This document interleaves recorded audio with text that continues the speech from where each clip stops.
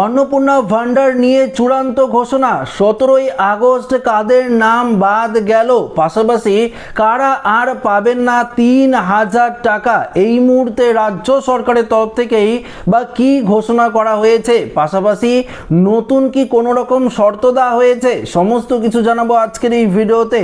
তো আশা রাখবো ভিডিওটিতে আপনারা প্রত্যেকেই প্রথম থেকেই শেষ পর্যন্ত সঙ্গে থাকবেন। তো বন্ধুরা, আপনারা প্রত্যেকেই জানেন যে রাজ্য সরকার অর্থাৎ মুখ্যমন্ত্রী শুভেন্দু অধিকারী পরিষ্কারভাবে জানিয়ে দিয়েছে 17ই আগস্টে এই অন্নপূর্ণা ভান্ডার প্রকল্পের টাকা কিন্তু ছাড়া হবে। হাতে মাত্র কয়েকটা দিন রয়েছে, এর মধ্যেই আপনারা প্রত্যেকেই টাকা পাবেন। কিন্তু কাদের নাম বাদ গেল এই অন্নপূর্ণা ভান্ডার থেকে, কারা আর পাবেন না 3000 টাকা, এই মুহূর্তের আপডেটে কি বলেছে সেটাই আপনাদের সামনে উপস্থাপন করব। তো একটু মনোযোগ সহকারে ভিডিওটি আপনাদের দেখতে হবে, তাহলে একদম বিস্তারিতভাবে কিন্তু আপনারা জানতে পারবেন।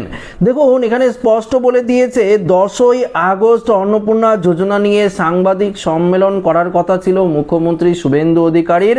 সেখানেই তিনি জানিয়ে দিতেন আগস্ট মাসে কারা এই প্রকল্পের টাকা পাবেন আর কারা পাবেন না। তবে সেই সাংবাদিক সম্মেলনই কিন্তু এখনো পর্যন্ত হয়নি, ফলে নিরাশ হয়েছেন অনেকেই। এখন তাদের মনে প্রশ্ন, আদৌ কি চলতি মাসে টাকা পাওয়া যাবে? টাকা পেলেও কারা পাবেন আর কারা পাবেন না? আর এই সব প্রশ্ন নিয়েই কিন্তু একটা বড় সড় উদ্বেগ বেঁধেছে সমস্ত মহিলাদের মধ্যে। তাই তো বন্ধুরা, আপনারা তো জানেন যে রাজ্য সরকার যেহেতু বলেছিল যে 17ই আগস্টে টাকা ছাড়া হবে, তার আগে 10ই আগস্টে একটি সাংবাদিক সম্মেলন করা হবে, যেখানে মুখ্যমন্ত্রী শুভেন্দু অধিকারী পাশাপাশি সংশ্লিষ্ট মন্ত্রী মালতী রাভারায় উপস্থিত থাকবেন। কিন্তু দেখুন, সেই বৈঠক কিন্তু এখনো পর্যন্ত হয়নি। তাই প্রত্যেকের মনের মধ্যে বেশ কিছু কোশ্চেন কিন্তু রয়েছে যে আদৌ কি এই আগস্ট মাসে আমরা টাকা পাবো। পরবর্তী দেখুন এখানে কি বলেছে সেটা আপনাদেরকে জানিয়ে দিই। ক্ষমতায় আসার আগেই বিজেপি প্রতিশ্রুতি দিয়েছিল যে তারা মাসে মাসে মহিলাদের 3000 টাকা করে দেবে। সেই মতো মুখ্যমন্ত্রী চেয়ারে বসেই পরেই শুভেন্দু অধিকারী অন্নপূর্ণা যোজনার প্রকল্প শুরু করে দেন। ইতিমধ্যেই জুন এবং জুলাই মাসে 1 কোটিরও বেশি মহিলা 3000 টাকা করে পেয়েছেন। পাশাপাশি প্রশাসন সূত্রে খবর, জুন মাসে 50 লক্ষের মতো মহিলা অন্নপূর্ণার টাকা পেয়েছিলেন, আর জুলাই মাসে পেয়েছিলেন মোটামুটি 1 কোটি 20 লক্ষেরও বেশি মহিলা। কিন্তু উল্টো দিকে এই বড় অংশের মহিলার আবেদন বাতিল হয়ে কিন্তু যায়, যার ফলে শুরু হয় বিক্ষোভ।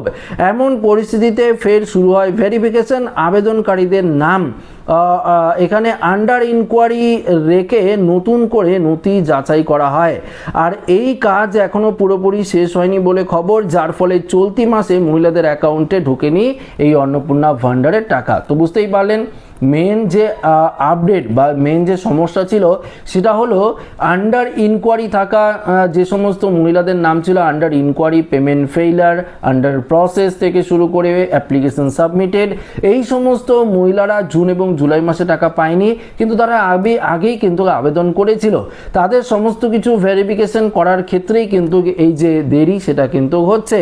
দেখুন, কারা টাকা পাবেন এই প্রসঙ্গে কি বলেছে। প্রশাসন সূত্রে জানা গিয়েছে অন্নপূর্ণা যোজনার প্রথম এবং দ্বিতীয় কিস্তি যারা পেয়েছেন তারা এখনো আপনারা যারা টাকা পাননি, আপনারা কিন্তু 17ই আগস্টের এই টাকা কিন্তু পেয়ে যাবেন। তবে 17ই আগস্টে টাকা ঢুকে যাওয়া কিন্তু অবশ্যই নিশ্চিত, এটাও জানিয়ে দিয়েছে।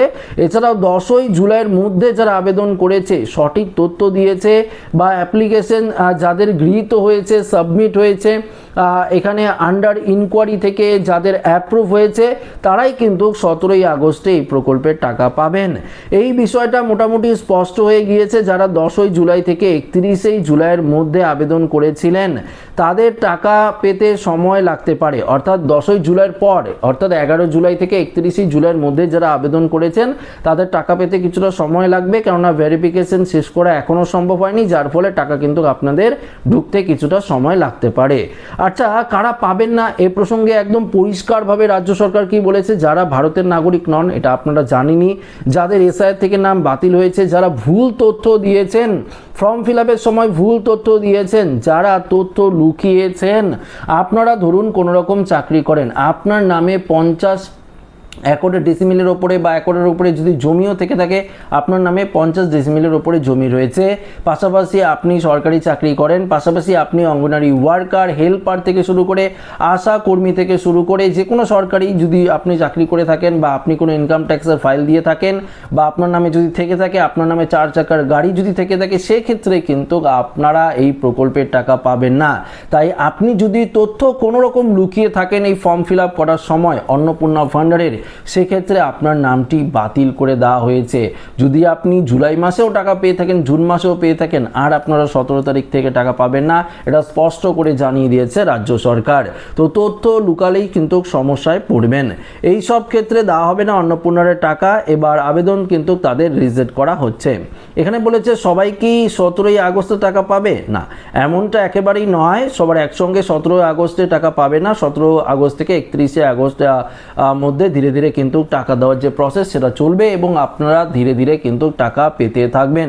তবে হ্যাঁ, ভেরিফিকেশন এবং স্কুটিনি পর্ব যদি আপনার মিটে যায় তাহলেই কিন্তু এই প্রকল্পের টাকা আপনার অ্যাকাউন্টে ঢুকবে।